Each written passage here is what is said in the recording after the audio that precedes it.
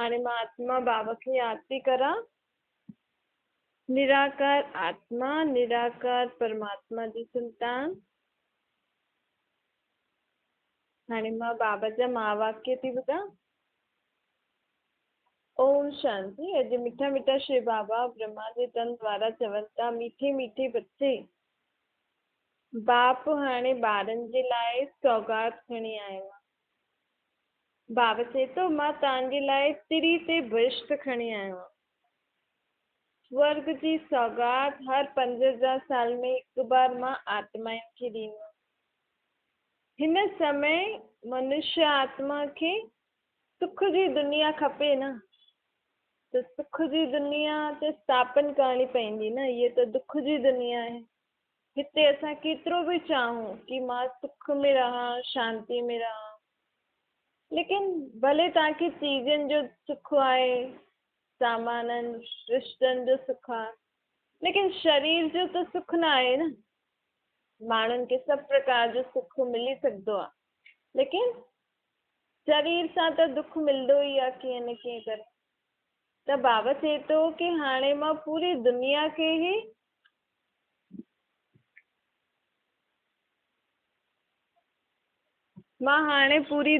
खे ई बदिलण आयो, जाते सभु प्रकार जो सुख हुजे, जाते कोई प्रकार जो दुख अशांति न हुजे।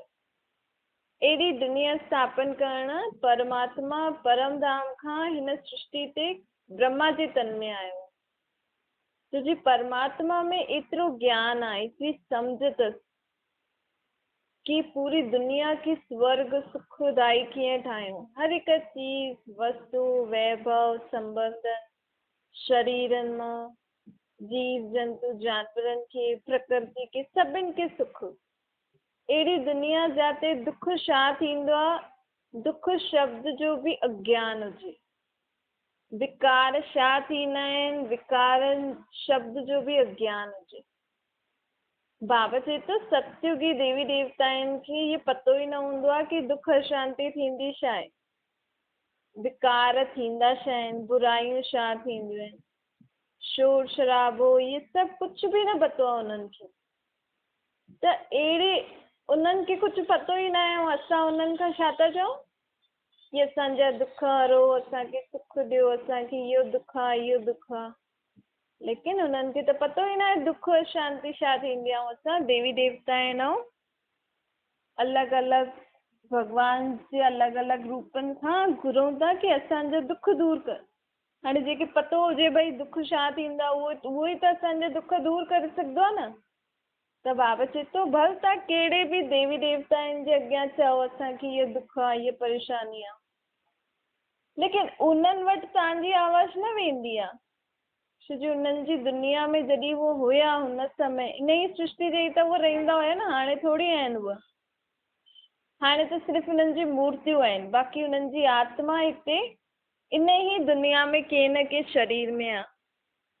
जेको बि तव्हां प्रार्थना आदि करो था, सभु तव्हांजी पुकार कंहिं वटि थी पहुचे, निराकार परमात्मा वटि। तव्हां कहिड़े बि रूप में भॻवान खे यादि करो, कहिड़े बि देवी देवताउनि खे मञो, कहिड़े बि गुरूअ खे मञो। हाणे गुरू हुते पंहिंजो कर्म करे थो, पंहिंजो सत्संग आदि करे थो। असां गुरू खे यादि था करूं दुख में, ऐं असांजो दुख दूरि थो थिए। असां घर वेठा आहियूं, असांजो फलानो गुरू अलाए किथे वेठो आहे, गुरू खे यादि कयो, असांजो दुख दूरि थी वियो। त माण्हू छा चईंदा, असांजो हुन गुरू जे मथां विश्वास आहे, उहो गुरू असांजो दुख दूरि कंदो आहे।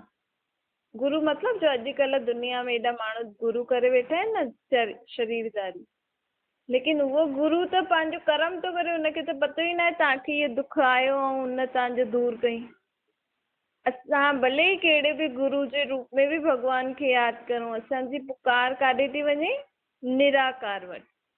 छो जो उहो निराकार खे यादि करे पंहिंजे अंदरि शक्ति धारण कंदा आहिनि न। असांखे निराकार शक्ति कंहिंजे ज़रिए थो ॾे, हुन गुरू जे ज़रिए असांखे थो ॾे। असां दुख में हुन गुरू खे पुकारियोसीं, लेकिन असां त आत्मा आहियूं न। आत्मा दुख में भले ई ख़ुदि खे, असांखे त आत्मा जी पहचान आहे, असांखे त दुख थियो, असां गुरू खे यादि कयो, लेकिन गुरू खे यादि कंदे ई असांजो दुख दूरि थी वियो, मतिलबु असांजी आत्मा जो दुख पहिरियों परमात्मा वटि वियो, पोइ परमात्मा हुन गुरू जे रूप में तव्हांजा दुख दूरि कई। हाणे बाबा चए थो द्वापर युग खां तव्हां ईअं ई कंदा आया आहियो, त हिन सां असां परमात्मा जे यथार्थ रूप सां दूरि थी विया आहियूं। असां परमात्मा जा ॿार आहियूं, इहे संबंध असां भुलिजिया आहियूं न। असांजो बुद्धि योग देवी देवता आहिनि ऐं गुरूअनि में अलॻि अलॻि तरीक़नि में जुटियल आहे। त हाणे निराकार परमात्मा चए थो कि तव्हां कंहिंखे बि यादि करो, तव्हांजो दुख दूरि थो थिए, लेकिन करण वारो मां ई आहियां। छो जी मां ई सर्व आत्माउनि जो बाप आहे न।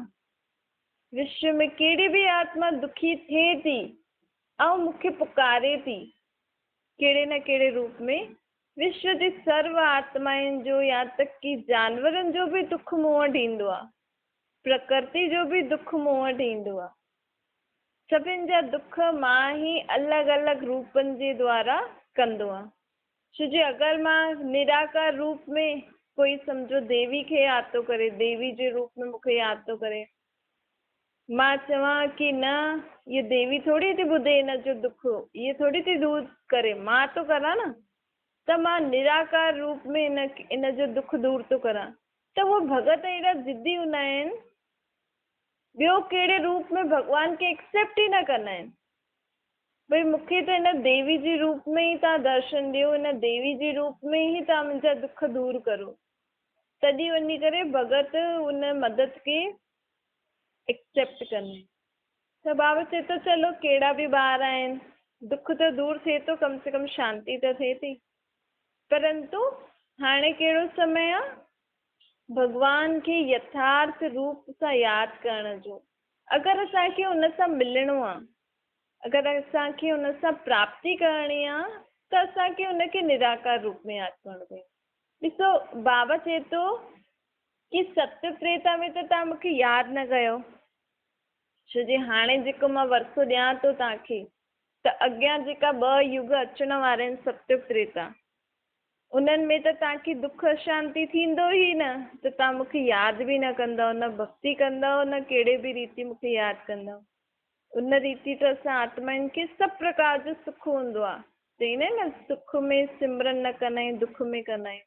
हिन करे सुख जे समय न भक्ति हूंदी आहे, न कहिड़े प्रकार सां बि असां भॻवान खे यादि कंदा आहियूं। द्वापर युग खां असां भॻवान खे यादि करणु शुरू कयो, पहिरियों लिंग जे रूप में, पोइ देवी देवताउनि जी मूर्ति जे रूप में, लक्ष्मी नारायण राम सीता, पोइ हुन खां पोइ अलॻि अलॻि शक्तियुनि जा रूप ठातासीं, गणेश हनुमान, एॾी सारी देवियुनि जा रूप। पोइ असां भॻवान खे तत्वनि जे रूप में, प्रकृति जे रूप, यज्ञ वग़ैरह, शास्त्र वग़ैरह हिननि सां यादि कयासीं। पोइ गुरूअनि जे रूप में यादि कयोसीं। पोइ जीव जंतु जानवरनि जे रूप में भॻवान खे यादि कयो। हाणे त छा था चऊं, कण कण में भॻवान चऊं था कि असां भॻवान खे यादि था करूं, असां भॻवान सां मिलण था वञूं। पर बाबा चवनि था द्वापर युग खां भले ई तव्हां मूंखे यादि था करो, लेकिन मूंसां कॾहिं बि तव्हां मिलिया ई न आहियो। असां त चऊं था भई असां भॻवान खे यादि था करूं, भॻवान जो पाठ था करूं, भॻवान जा मंदिर गुरुद्वारनि में था वञूं, जप तप तीर्थ था करूं, भॻवान सां मिलण था वञूं, फलाणे मंदिर फलाणे गुरुद्वारे। मां भॻवान खे यादि थी करां, हुन सां मन जी ॻाल्हियूं थी करां, लेकिन बाबा चए थो अञा ताईं कॾहिं बि तव्हां आत्माऊं मूंसां मिलिया ई न आहियो। छो जी असां कॾहिं बि परमात्मा खे हुन जे यथार्थ रूप सां यादि ई न कयो आहे, हुन सां मिलिया ई न आहियूं। हाणे असां सुबुह सुबुह जो उथी करे आरती था करूं, देवी देवताउनि जी मूर्ति खे सनानु था करायूं, उन्हनि खे कपिड़ा था पायूं, फूल आदि था चढ़ायूं, भोग आदि था चढ़ायूं, त इहे मिलणु थियो? असां त कुझु ॻाल्हायो ई न, कुझु मिलियासीं ई न हुन सां। असां त पाठ करण में ई बिज़ी हुयासीं, इहे मिलणु थोरी थींदो आहे। असां त कीर्तन ॿुधण में, सत्संग ॿुधण में ई व्यस्त हुयासीं, इहे मिलणु थोरी आहे। मिलणु अर्थ आहे जंहिंसां असां मिलूं था असांखे हुनजे बारे में पतो त हुजे फलानो केरु आहे, हुनजी शक्ल कीअं आहे, ऐं उहो छा कंदो आहे, किथे रहंदो आहे, मुंहिंजो हुन सां छा संबंध आहे। असां मिलंदासीं हिक ॿिए सां मन जी ॻाल्हियूं कंदासीं न, उहो मूंखे कुझु ॿुधाईंदा, मां हुनखे कुझु ॿुधाईंदमि। इन रीति मिलबो आहे न। त बाबा चए थो अञा ताईं त सिर्फ़ु तव्हां मुंहिंजा सत्संग आदि, कीर्तन आदि, माला आदि, पाठ आदि, आरतियूं आदि, भोग आदि लॻायो, मूर्तियुनि खे श्रृंगारियो, त इन करे अञा ताईं असां कॾहिं बि आत्मा परमात्मा सां मिली ई न आहे। सोचियो अगरि असां रोज़ु सुबुह शाम भक्ति करूं था, असां रोज़ु भॻवान सां सुबुह शाम मिलूं था, हुन सुख जे सागर सां मां रोज़ु आत्मा मिलां थी, ऐं मुंहिंजे जीवन में एॾो दुख, द्वापर खां मां भॻवान सां रोज़ु मिलां थी भक्ति करे, ऐं मुंहिंजे जीवन में दुख वधंदो थो वञे, त हिन जो मतिलबु मां कॾहिं मिली न आहियां न भॻवान सां। मां हुन सां कॾहिं हुनखे अहिड़े रीति सां हुन सां प्राप्ति थी न आहे मूंखे, तॾहिं त दुनिया में असांजे जीवन में दुख वधंदो ई थो वञे। माण्हू भक्ति पाठ आदि करनि था, तीर्थ आदि ते वञनि था, यज्ञ तप करनि था, रोज़ भॻवान सां अलॻि अलॻि रीति सां मिलनि था, भॻवान खे कपिड़ा था पाराइनि, लेकिन त बि दुनिया में दुख वधंदो थो वञे। त बाबा चए थो पंहिंजे पाण खां पुछो कि मां रोज़ु मिलां थी त मुंहिंजे जीवन में दुख छो थो वधंदो वञे, ख़तमु छो नथो थिए। भॻवान सुख जो सागर आहे त ख़तमु थियणो खपे न, मुंहिंजा दुख सभु हरणा खपनि हुनखे। त बाबा चए थो कि हाणे मूंखे इन रीति यादि करे कि तव्हां आत्मा आहियो, मां परमात्मा, परम धाम जो रहण वारो, ऐं मुंहिंजो हुन सां छा संबंध आहे, उहो मुंहिंजी आत्मा जो पीउ आहे। ऐं परमात्मा छा कंदो आहे, असांजे दुखनि खे दूरि कंदो आहे। असां जेका बि पाप कर्म कया आहिनि उन्हनि खे भस्म कंदो आहे, असांखे सुठी राह ॾेखारींदो आहे। मुंहिंजो आत्मा जो पीउ, माउ बाप त ॿारनि खे सुठी राह ॾेखारींदा आहिनि न। त हाणे असांखे भॻवान सां मिलणो आहे त पहिरियों स्वयं खे पहचानणो आहे कि कंहिंखे मिलणो आहे, आत्मा खे मिलणो आहे। जीअं असां पंहिंजे शरीर जे संबंधियुनि सां, सम्झो घर वारनि सां रोज़ु न मिलूं, न ॻाल्हायूं त सुठो न लॻंदो आहे न, भई अॼु मां हिनखे ॾिठो ई न आहे, ॻाल्हायो ई न आहे।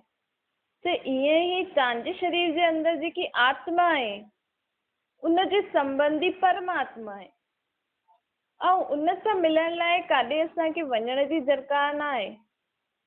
आत्मा खे परमात्मा सां मिलण लाइ कोई बि सत्संग कीर्तन करण जी ज़रूरत न आहे। आत्मा खे परमात्मा सां मिलण लाइ कोई बि यज्ञ तप जाप तीर्थ मालायूं आदि या कोई बि प्रकार जी महिनत करण जी दरकार न आहे। अगरि मुंहिंजो आत्मा खे परमात्मा सां मिलणो आहे त मां स्वयं खे इहो निश्चय करां कि मां हिन शरीर जे अंदरि जो आत्मा वेठी आहियां, मां हाणे थोरो समय जे लाइ पंहिंजे परमात्मा बाप सां मिलां थी। मुंहिंजे परमात्मा बाप जो रूप छा आहे, निराकार ज्योति। उनजो मूंसां संबंध छा आहे, उहो मुंहिंजो पीउ आहे, अर्थात मां आत्मा पंहिंजे पीउ सां मिलां थी। पोइ छा कबो आहे, मिली करे हाणे त मूंखे परमात्मा जे बारे में पतो आहे न कि मुंहिंजो पीउ आहे, निराकार रूप जो आहे, परम धाम जो। पोइ मिलण खां पोइ ॻाल्हियूं कबियूं आहिनि न, त भले त पंहिंजी भक्ति जो नियम जो कंदा आहियो उहो करो, लेकिन थोरो समय पंहिंजे सॼे ॾींहंनि मां थोरो सो समय आत्मा खे उन परमात्मा सां मिलायो। अर्थात स्वयं खे आत्मा सम्झी करे परमात्मा सां ॻाल्हियूं करो। आत्मा जे मन में, आत्मा जेको हिते जीवन जीए थी पंहिंजे हिन शरीर वठी करे, इन जीवन में उनखे कहिड़ी कहिड़ी तकलीफ़ियूं, कहिड़ा कहिड़ा दुख, कहिड़ा कहिड़ा परेशानियूं अचनि थियूं, उहो सभु कंहिंखे ॿुधाइणो आहे, असांखे आत्मा जे पीउ परमात्मा खे ॿुधाइणो। इन रीति असांखे मन ई मन में हुन परमात्मा सां ॻाल्हाइणो आहे। उन समय जेको असां समय कढूं, जेको बि बाबा चवनि था, उन समय तव्हां कोई बि भक्ति जो कमु न कजो। उन समय इहा पाठ आदि, माला आदि, शास्त्र आदि, कीर्तन आरती, इहे सभु न कजो। उन समय सिर्फ़ु मां आत्मा परमात्मा खे यादि करे ऐं परमात्मा सां छा थी करां, मिलां थी, मिली करे ॻाल्हियूं थी करां हुन सां, उन्हनि खां सलाह थी वठां, उन्हनि खे पंहिंजो सभु दुख परेशानियूं ॾेई करे मां हल्की थी वञां। जीअं ॿार न माउ बाप सां मिलंदा आहिनि कि अॼु हीअं थियो, अॼु हाणे हीअं थियो, हाणे मां छा करां, मूंखे हीअं आहे, पोइ माउ बाप खे ॿुधाए करे फ्री थी वेंदा आहिनि। ईअं ई रोज़ मुंहिंजी आत्मा खे परमात्मा सां मिली करे ख़ुदि खे ख़ाली करिणो आहे। ख़ाली करे पोइ असांखे फ्री थी करे जेको बि असांखे हिन शरीर सां कर्म करिणो आहे उहो कंदा रहो। त इन रीति बाबा चए थो, इन रीति तव्हां मूंसां मिली सघंदा आहियो। बाक़ी अञा ताईं असां कॾहिं बि भॻवान सां मिलिया ई न आहियूं। हाणे रोज़ु मां हुन सुख जे सागर सां मिली करे उनखे पंहिंजी दुख जी ॻाल्हियूं या जो बि मन में आहिनि, जो बि पंहिंजे अंदरि अहिड़ो स्वभाव संस्कार आहे, उहे सभु पंहिंजे अंदरि या कंहिंसां बि असांखे तकलीफ़ थी थिए, फलानो रोज़ु ईअं थो करे मूंखे गुस्सो थो अचे ॾाढो, फलानो रोज़ु ईअं थो करे मूंखे सुठो नथो लॻे, घृणा नफ़रत जेका बि अंदरि भावना फीलिंग अचे थी, भले फलाने जे कारण ई थी अचे, उहो सभु बि असांखे कंहिंखे ॿुधाइणो आहे, परमात्मा। इहो ई मिलणु थी वियो, इहो ई असां आत्माउनि जो हुन परमात्मा बाप सां मिलणु थी वियो। त हाणे हुनखे पहचान सां हुन स्वरूप में यादि करे मिलो हुन, त असांजे अंदरि सर्व शक्तियूं बि ईंदियूं, गुण बि ईंदा, सम्झ बि ईंदी। भई असां उहो त आहे ई ज्ञान जो सागर, सुखनि जो सागर, शक्तियुनि जो सागर आहे। त हुन सागर सां असां आत्मा ई रोज़ु मिलंदासीं, आत्मा सम्झी करे परमात्मा खे मिलनि था मल्हायूं, त ऑटोमेटिकली असांजे अंदरि छा ईंदी वेंदियूं, शक्तियूं, गुण, ज्ञान, छो जी संग जो रंग बि त लॻंदो आहे न। इन रीति असांखे उन समय साइलेंस थी करे, जीअं त असां कंहिंखे फ़ोन ते ॻाल्हाईंदा आहियूं या कोई घर में ईंदो आहे त मिलंदा आहियूं न, उन समय बसि उन्हनि सां ई मिलंदा आहियूं, वेही करे ॻाल्हियूं कंदा आहियूं। ईअं करो, उन समय कोई सिमरन आदि बि न करिणो आहे, भई वाहिगुरु वाहिगुरु जपऊं, राम राम, सीता सीता, कृष्ण कृष्ण, इहो बि न। बक़ाइदा असांखे मन में ईअं वीचार करे बाबा खे मिलणो आहे। बाबा चए थो कि ॾाढे समय खां तव्हां मूंसां मिलणु चाहींदा हुया न, हाणे मां आयो आहियां, तव्हांखे स्वयं जी पहचान थो ॾियां कि मूंसां हिन रीति मिलो। हाणे इहा पुराणी दुनिया खे बदिलण जो समय अची वियो आहे। हाणे नई दुनिया जी स्थापना थियण वारी आहे। पुरानी दुनिया खे नयो ठाहिण लाइ मूंखे अची करे नयो ज्ञान सम्झ ॾियणी पवंदी आहे आत्मा खे। हर 5000 साल में हिकु बार मां अची करे ईअं ई आत्माउनि खे सम्झ ॾींदो आहे। ईश्वर असांजो बाप आहे, असां हुनजा ॿार आहियूं। त ॿार ऐं बाप जो संबंध हूंदो आहे, हुन संबंध सां मूंसां मिली करे सर्व प्रकार जी प्राप्ति करो। हाणे मांगण जो समय न आहे। भक्ति में असां मांगदा हुयासीं, हाणे मांगण बंदि करो। हाणे मूंखे यादि करे प्राप्ति करो, निराकार रूप में यादि करे प्राप्ति करणी आहे आत्मा खे। महिनत जो कमु थोड़ी आहे, न कुझु जपणु आहे, न कुझु पढ़णु आहे, न काॾे वञिणो आहे, सिर्फ़ु कर्म कंदे बाप खे यादि करणो। बाबा चईंदा आहिनि भॻवान खे ई माण्हू राम नाम सत्य चईंदा आहिनि। हिकु परमात्मा राम जो ई नाम सत्य आहे। त्रेता वारो राम जेको आहे उहो त जनम मरण जे चक्कर में ईंदो, त हुनजे शरीर ते अलॻि अलॻि नाम पईंदा। त उन राम जो नाम सत्य न आहे। कहिड़े भॻवान राम जो नाम सत्य आहे? परमात्मा। उन जो ई नाम सत्य आहे, अर्थात परम पिता परमात्मा ही सत्य आहे। छो जो हिकु परमात्मा ई असांखे सचो ज्ञान ॾींदो आहे। सचो ज्ञान कहिड़ो? मां केरु, मुंहिंजो केरु, मां आत्मा, मुंहिंजो पीउ परमात्मा। आत्मा परमात्मा सृष्टि चक्कर कीअं थो फिरे, इहो सचो ज्ञान ॾियण वारो उहो सत्य बाप आहे। इन करे ई चईंदा आहियूं राम नाम सत्य आहे। हाणे माला बि राम राम जी जपदा आहिनि, राम राम जी धुन लॻाए छॾींदा आहिनि, जीअं त कोई साज़ थो वॼे। लेकिन बाबा चए थो हाणे त मां तव्हांखे मिली आयो आहियां न, हाणे आवाज़ सां मूंखे यादि न करो। अर्थात हाणे मुख सां कुझु चइण जी ज़रूरत थोरी आहे। कंहिंखे असां ॾाढे समय खां सॾु था करूं फ़ोन ते, तूं अचु अचु अचु, उहो तव्हांजे घर अची वेठो आहे, उन खां पोइ बि तव्हां फ़ोन थोरी कंदव कि तूं अचु अचु अचु। घर में अची करे वेठो आहे त मिलूं न असां हुन सां, ॻाल्हियूं करूं, खारायूं पीआरियूं, घुमूं। त ईअं ई जेको राम राम इहे जेको राम राम जी धुन लॻाईंदा आहिनि, जेके बि भॻवान जा अलॻि अलॻि नाम रखी करे धुन लॻाईंदा आहिनि, तूं अचु अचु अचु। ॾिसो हेॾां असां चऊं था कि तूं अचु, ऐं ॿियो असां छा था चऊं कि असां रोज़ु सुबुह शाम भॻवान सां मिलूं था, भॻवान सां प्रार्थना था करूं, हीअं था करूं हूअं था करूं। अगरि तव्हां रोज़ु मिलो था त तव्हां हुनखे घड़ी घड़ी सॾु छो था करो, तूं अचु अचु अचु। अगरि परमात्मा भॻवानु कण कण में आहे, असांजे घर में भॻवान जो कमिरो आहे, भॻवान जो इहो गुरुद्वारो आहे, मंदिर आहे, त मतिलबु भॻवानु इन ई तव्हांजे घरनि जे मंदिर गुरुद्वारे में वेठो आहे न। पोइ रोज़ु रोज़ु सुबुह सुबुह जो रड़ियूं करे करे मूंखे सॾु छो था करो, मुंहिंजे नाम जो जाप छो था करो। जॾहिं मां तव्हांजे अंदरि ई आहियां त मूंसां ॻाल्हायो न। माण्हू चवंदा आहिनि आत्मा से परमात्मा, बाबा चवंदा आहिनि हिन दुनिया में, ख़ासि भारत में, रोज़ु सुबुह सुबुह जो न बैंड बाजा बजदा आहिनि। असां त रोज़ु सुबुह सुबुह जो छा कंदा आहियूं, भक्ति मार्ग में माण्हू छा कंदा आहिनि, रोज़ु सुबुह सुबुह जो बैंड बाजा बजदा आहिनि। अर्थात काथे त घंटा वॼनि, भॻवान खे यादि था करनि, काथे जोर जोर सां अलाए छा छा कीअं कीअं नाम जो चईंदा आहिनि न, सॾु कंदा आहिनि भॻवान खे। बाबा परमात्मा जेके असां यादि था करूं न, उहो चवनि था कि तव्हां सुबुह सुबुह जो बैंड बाजा वॼाईंदा आहियो। हाणे मूंखे यादि करण मूंसां मिलण जे लाइ आवाज़ जी ज़रूरत थोरी आहे। पतो अथव न कि परमात्मा निराकार आहे, आत्मा इन जो पीउ। त शांति सां वेही करे मूंखे यादि करे मूंसां ॻाल्हियूं करो न, सुबुह सुबुह जो उथी करे शोर शराबो छो था करो।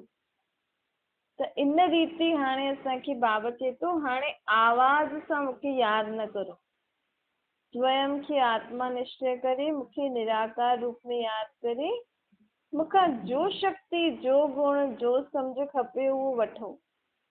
पंहिंजे बारे में जो दुख अथव उहो मूंखे मन ई मन में ॿुधायो ऐं मूंखां प्राप्ति करो।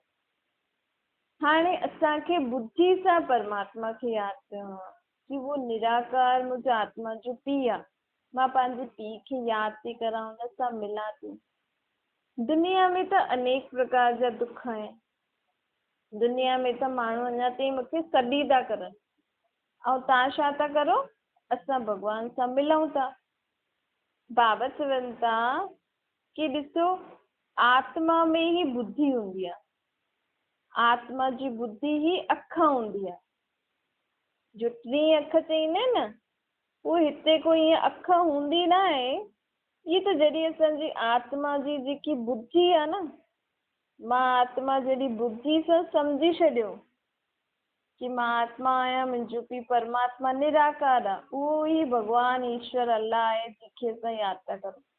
जॾहिं मूंखे इहे सम्झ अची वेंदी बुद्धि में त मुंहिंजी 3 अख खुली वेंदी। हाणे हिकु शंकर खे 3 अख न आहे, पाण सभिनि खे 3 अख आहे। कहिड़ी? बुद्धि जी अख। हाणे पंहिंजी बुद्धि सां हर हिकु ॻाल्हि खे असांखे सम्झी करे उन परमात्मा सां मिलण मनाइणो आहे। आत्मा जी बुद्धि ई 3 अख आहे। चईंदा आहिनि न जॾहिं शंकर जी 3 अख खुली त विनाश थी वियो। हिकु शंकर जी पहिरीं ॻाल्हि त हिते अख थींदी न आहे। ॿियो बाबा चईंदा आहिनि कि शंकर अर्थात उहा आत्मा जेकी स्वयं खे आत्मा सम्झी करे परमात्मा खे निराकार रूप में यादि करे, ॿियो कुझु बि यादि न हुजे। शंकर खे तपस्वी रूप ॾेखारींदा आहिनि न, अर्थात उहा आत्मा जे बुद्धि सां परमात्मा खे ॼाणे छॾियो ऐं हेॾे होॾे भटकण बंदि करे छॾी ऐं हुन भॻवानु ईश्वर अल्लाह खे हुन परमात्मा खे निराकार रूप में पंहिंजे पीउ जे संबंध में जॾहिं आत्मा यादि करण लॻी वेंदी आहे, आत्मा पहचाने वेंदी आहे, त असां सभिनि जी टी अख खुली वेंदी आहे। त सोचो अगरि मां परमात्मा खे आत्मा सम्झी करे यादि थी करां त परमात्मा खां मूं में सर्व शक्तियूं गुण ईंदियूं, परमात्मा मूंखे स्वर्ग जो वरिसो ॾींदो। हाणे हेॾी सारी आत्माउनि जी टी अख खुली वई, सभिनि खे स्वर्ग जो वरिसो बाबा ॾियनि था, त ऑटोमेटिकली कलयुगी दुनिया खे त ख़तमु थियणो ई आहे, छोजी हिते ई स्वर्ग ठहिणो आहे न। त टी अखर खुलण विनाश अर्थात जॾहिं असां आत्मा आहियूं, परमात्मा खे पहचाने वठंदा आहियूं पंहिंजी बुद्धि रूपी नेत्र सां, त असांजी इहे टी अख खुली वेंदी आहे ऐं परमात्मा असांखे स्वर्ग जो वरिसो ॾेई छॾंदो ऐं हिन दुनिया में इहा दुनिया ख़तमु थी करे स्वर्ग स्थापन थी वेंदो। त हाणे पंहिंजी टी अख खोलणी आहे। जेतिरो जेतिरो असां परमात्मा खे हिन रीति यादि कंदासीं न, ओतिरो असांजी टी अख खुलंदी वेंदी। जीअं न निंड में थोरो थोरो उथाईंदा आहियूं, पोइ धीरे धीरे अखियूं खुलंदियूं आहिनि, पोइ धीरे धीरे जागृति ईंदी आहे, पोइ हिकदमि जागृति ईंदी आहे, अरे हा मूंखे त इहो कमु करिणो आहे। ईअं ई बाबा असांखे रोज़ु रोज़ु ईअं छो थो चए, स्वयं खे आत्मा सम्झो, मूंखे निराकार रूप में यादि करो, स्वयं जे बारे में रोज़ु रोज़ु छो थो ॿुधाए, छोकी अञा असांजी बुद्धि रूपी टी अख खुले थी, असां अञा थोरी थोरी निंड में आहियूं। जॾहिं पूरी रीति खुली वेंदी न, असां पहचाने वठंदासीं, अरे इहे त उहो ई परमात्मा बाप जंहिंखे मां एॾे समय खां सॾु बि करां, तॾहिं असांजी पूरी अख खुली वेंदी आहे, असांखे असां स्वर्ग में वञण जे लाइ तयारु थी वेंदासीं ऐं हीअ दुनिया ख़तमु थी करे हिते ई स्वर्ग जी स्थापना थींदी। छा मीठी मीठी सिकी लदे ॿारनि सुठी माता पिता बाप दादा जो यादि प्यार ऐं गुड मॉर्निंग रूहानी बाप जी। पाण सभिनि रूहानी ॿारनि खे नमस्ते। पंहिंजी बि रूहानी माता पिता बाप दादा खे यादि प्यार गुड मॉर्निंग ऐं नमस्ते। वरदान आहे सूर्यमुखी पुष्प जे समान ज्ञान सूर्य जे प्रकाश सां चमकण वारा सदा सम्मुख ऐं समीप आत्मा ठहो। जीअं सूर्यमुखी पुष्प सदा सूर्य जी प्रकाश सां घिरल हूंदो आहे न, उन जा मुख सूर्य जी तरफ़ थी वेंदो अथसि जॾहिं सूर्य ईंदो अथसि, ऐं पंखड़ियूं सूर्य जी किरणनि जे साम्हूं सर्कल रूप में थी वेंदियूं आहिनि। ईअं ई पाण आत्माउनि खे जो परमात्मा जा ॿार आहियूं, असांखे सदा हुन ज्ञान सूर्य परमात्मा सां गॾु रहणो आहे। त हुन ज्ञान सूर्य परमात्मा जी किरणनि सां असां आत्मायूं चमकी वेंदासीं, असांजा जन्म जन्मांतर जा पाप भस्म थी वेंदा, असां सर्वगुण संपन्न 16 कला संपूर्ण निर्विकारी अहिंसक मर्यादा पुरुषोत्तम थी वेंदासीं। परमात्मा खे यादि करण सां कोई सूर्य जीअं गरमाइश न थींदी आहे, लेकिन परमात्मा जी शक्तियूं ॾाढी सारियूं हूंदियूं आहिनि, लेकिन जॾहिं असां उन्हनि खे यादि कंदा आहियूं त असांखे गरम न लॻंदो आहे, सुठो लॻंदो आहे। इहे त जीअं सूर्य में ॾाढी रोशनी थींदी आहे न, मतिलबु चमक, ईअं ई परमात्मा में बि शक्तियूं गुण ज्ञान जी चमक आहे। त सदा असां परमात्मा जी छित्र छाया में रही करे हर कर्म करूं, छोजी बाबा त असांखे कर्म योगी थो ठाहे न, कुझु छॾण लाइ थोरी थो चए। त इन रीति असां आत्मायूं छा थी वेंदासीं, सर्व गुण शक्तियुनि ज्ञान सां भरपूर थी वेंदासीं, आत्मा में चमक अची वेंदी। स्लोगन आहे सदा हिम्मतवान ठहो ऐं सर्व खे हिम्मत ॾियो, त परमात्मा जी मदद मिलंदी रहंदी। बाबा खे असां यादि कंदा रहूं, स्वयं बि हिम्मतवान थींदा वञूं, ऐं जेकी असांखे मदद मिले थी न परमात्मा खां, ॿियनि आत्माउनि खे बि ॾींदा रहूं। छा ओम शांति। बाबा खे यादि करो।